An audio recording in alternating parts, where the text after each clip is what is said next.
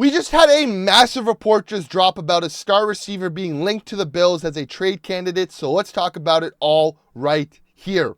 Hello everybody, welcome to Bills Digest. I am your host, Anthony Senicar, and it is off-season time, so you know what that means. Tons of trade rumors, tons of free agency signings, tons of draft coverage, and we got you guys all covered right here at Bills Digest. There's only one issue with that. 72% of you guys who are watching this video right now are not subscribed to the channel. Subscribe, join the army here at Bills Digest, because we got you guys all covered all off season with all your latest Bills news. So subscribe and stay in touch. So just like I said, guys, a massive report dropped. It looks like the Bills are in the hunt for a star receiver, and they are monitoring a situation with what could be a disgruntled star receiver, kind of like the Stefon Diggs situation a few years ago, that being in Seattle with DK Metcalf.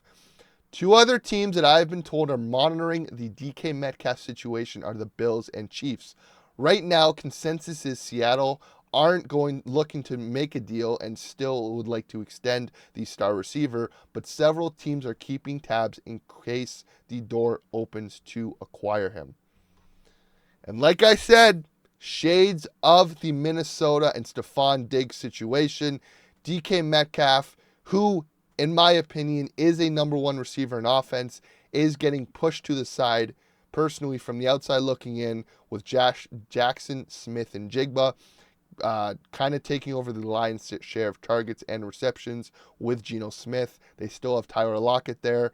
And just like Stefon Diggs with Adam Thielen in Minnesota, it looks like there's just not a lot of space in that Seattle offense for DK Metcalf. And I think coming to Buffalo would be great for DK's career. DK is a proven number one receiver in the league. I mean, the guy's stats just speak for themselves. 66 receptions for 992 receiving yards, 5 receiving touchdowns, 15 yards per reception, and on 108 targets. Again, the PFF grades, for what you guys worth, they look great. Week in, week out, is a dominant force. Can beat teams over the top. Can win jump balls with the best of them. 6'3", super fast, just a athletic specimen, an insane receiver, and fits perfectly into this new look Joe Brady offense the Bills want. Is very, very good against with yards after the catch. Is, again, like I said, a very good jump ball receiver.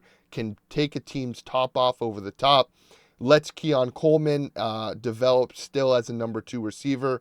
And put Shakir in perfect situations to get a bunch of very good underneath route looks.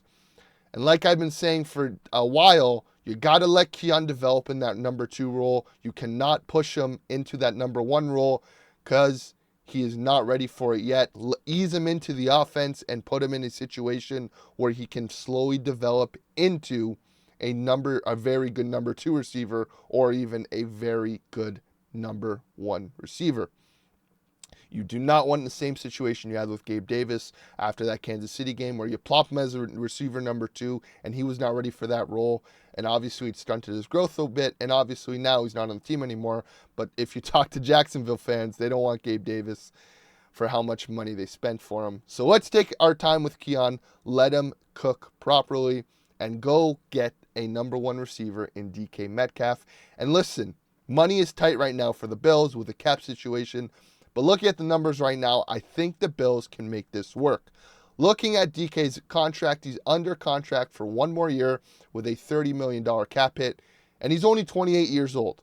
So he is just about to hit his prime as a receiver, and his average market value right now with Sports Track is that of $25.5 million. Again, looking at comparable contracts at guys around the same age, you got Scary Terry at $22 million. You got Brandon Ayuk at about $30 million.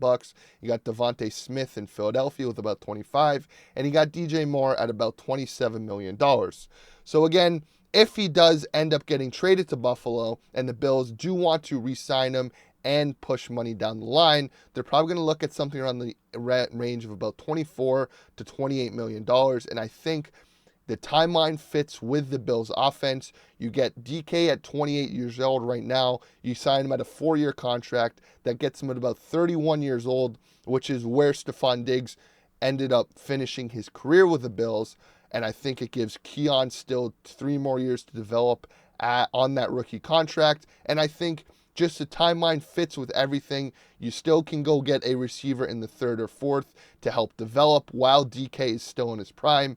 You'll have Keon develop. It lines up with the Shakir contract.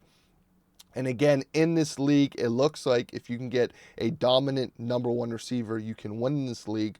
The Bills' Achilles heel this year was that of a lack of receiver separation. Obviously, the everybody eats mentality does work, but a lack of receiver situation and pressing your receivers at the line was something the Kansas City Chiefs took advantage of in the playoffs, and I think it's something the Bills need to work on this offseason. I think when you acquire someone like DK Metcalf, who has that over-the-top speed and who can beat you in different ways and makes the defense respect your receivers and gives more opportunities for other guys to shine, like a Dalton Kincaid underneath, a Khalil Shakir underneath, a Keon one-on-one, even a Mac Hollins, if the Bills end up re-signing him, puts him in that receiver full role where he can just pop off every once in a while. And you still got Curtis Samuel as a gadget player. But I think this is a perfect situation for the Bills. You go trade a first-round pick, in my opinion. You're picking in the late 20s. And again, the odds of finding a player that is equivalent to that of DK Metcalf right now, keyword right now, is very slim. Usually by around pick 16 to 17, the guys who can make an impact right away are usually off the board. You're not always going to find a Brian Thomas Jr. like Jacksonville. And again, you trade that pick and you makes it fit into the timeline right now. You get that receiver over and done with, and you get it done, deal, and sorted.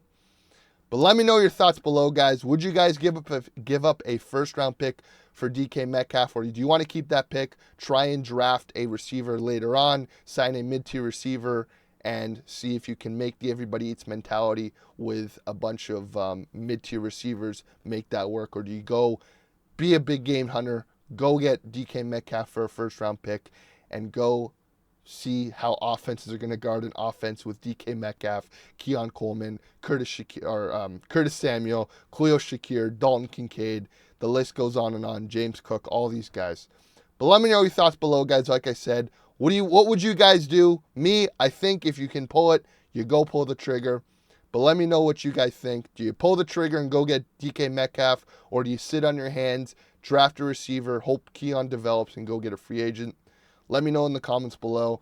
And like I always say, guys, please subscribe. It is off-season time, like I said, so there's going to be a ton more trade rumors. Free agency is just around the corner, and we got you guys locked in with all your Bills off-season news here at Bills Digest.